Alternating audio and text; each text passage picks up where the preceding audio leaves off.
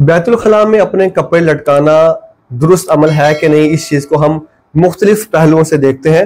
पहली बात कि क्या बैतुल खला में जो कपड़े हमने हैंग किए हैं, अगर हम उसको दोबारा इस्तेमाल करने जा रहे हैं तो क्या उनमें नापाकी मुंतकिल होगी, क्या वो नापाक होंगे? तो जवाब है कि नहीं।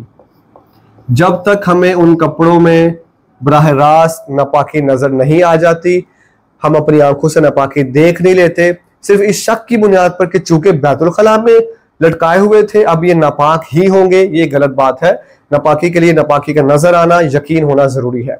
दूसरी बात, क्या कपड़े बैतुल खला में लटकाने से इंसान गुनाहगार होता है?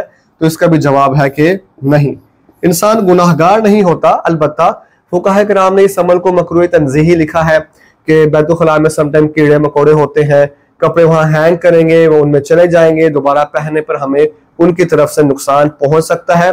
इस एतबार से वैसे भी वो गंदगी की जगह है तो फुकाहा ने मकरूह लिखा है, कपड़े ना लटकाएं। अलबत्ता गुनाह नहीं, कोई लटकाता है, पहनता है, इस्तेमाल करता है, वो गुनाहगार नहीं होगा। और तीसरा पहलू है असरात के एतबार से और इसी तरह जरासीम के एतबार से।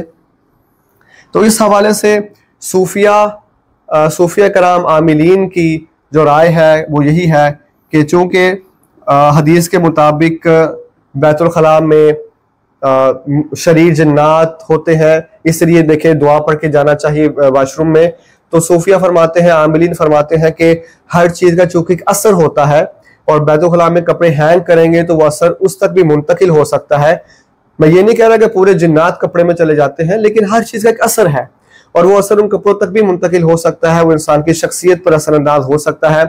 मुनासिब नहीं कि आप कपड़े बैतुल खला में हैंग करें, अपने उन कपड़ों को उन शरीर मखलूकात से बचाएं, बाहर हैंग करें।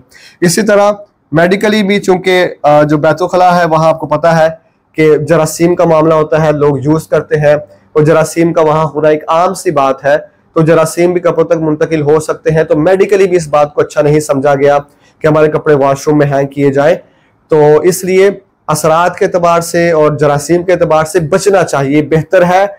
लेकिन गुनाहगार नहीं होंगे। इसी तरह जो कपड़े बैतुल खला में है, जब तक नापाकी का यकीन नहीं, वो नापाक नहीं होंगे। खुलासा कलाम ये है, अगर आपके पास स्पेस है, जगह है, आप कोशिश करें, सबसे अच्छा है कि अपने कपड़े बाहर कमरे में रखें। बैतुल खला में नाइट सूट हो या कोई और सूट हो, हैंग ना करें। इसी में सिक्योरिटी है, सेफ्टी है, इसी में आफियत है।